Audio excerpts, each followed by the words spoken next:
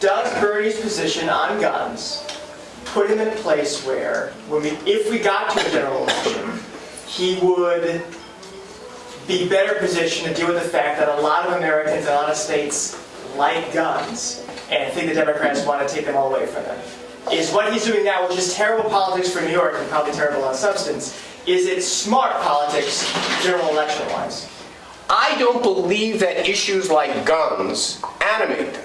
I believe for all the reasons that we've heard, there's a fundamental sense that debates on those big issues are not on the level. They're basically split-screen sporting event things for the real fierce ideologues that debate politics. But for the regular citizen that's in the middle of the road, this more casual observer of politics, they basically are trying to figure out, do we need to turn this ship a lot or turn it a little, is really what they're thinking about.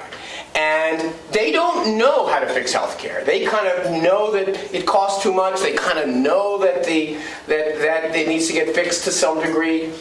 They don't know what to do about ISIS. They don't really know. But what they are looking at, in my view, in 2016, and I think Barack Obama tapped into this in 2012, I believe what the American people want in the cacophony of Fox News and MSNBC and the Wieners over here and the Cruzes over here, they are looking for adult, competent, thoughtful leadership. They just want someone not to mess things up. They want someone who can make the best deal for the American people every day, knowing they're not going to love them or hate them, but they're going to get that deal.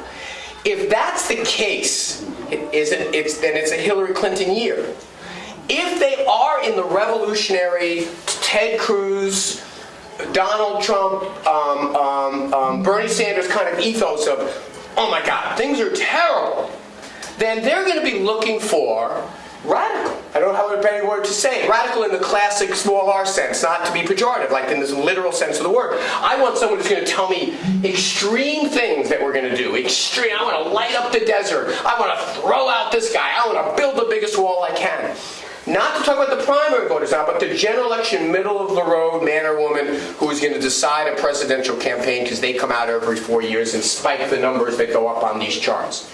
And so when you think about the substance of the stuff, it's a tendency, we're going to be like fracking, we're going to looking at this guy, fracking, let's see, how does she do on this micro point? But if the debate is going to be in November, is going to be who can demonstrate that they're prepared to make the biggest turn of the ship of state imaginable.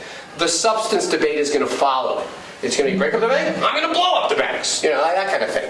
I believe that it's going to be a fascinating campaign because you're going to see Hillary on one side saying, let's think this through, let's understand the ramification, let's understand that every answer is not an easy answer how to deal with ISIS. You can't just take the oil, that kind of thing. And on the other side, you're going to have the Republican candidate, notwithstanding this notion of Cruz as this genius guy, he's not. He's actually wafer thin when it comes to these tough questions. But he's going to be saying these extremist kind of things to see if he can move that dial. And the substance is going to get lost in this wave of competence versus radicalism. I don't mean radicalism to be a pejorative in this sense. I just mean like how much we think people are going to change. And I believe we're in a continuation year. I do. I believe you don't see it in a primary because there's a tendency to focus on the two poles.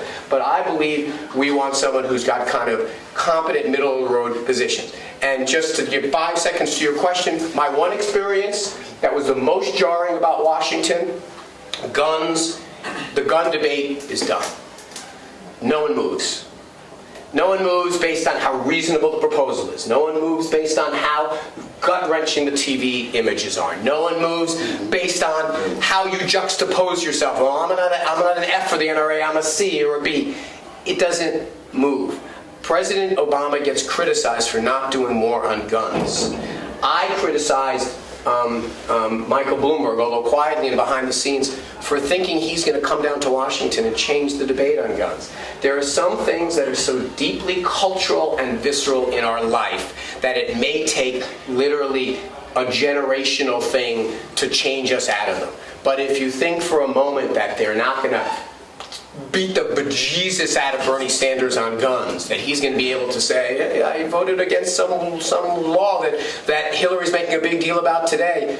No, I mean, it might appeal to us in this room or to a primary voter, but in terms of your ability to govern, your ability to wage a campaign, the NRA is one of the single most destructive public forces in America today, and they're not going to stop being that way.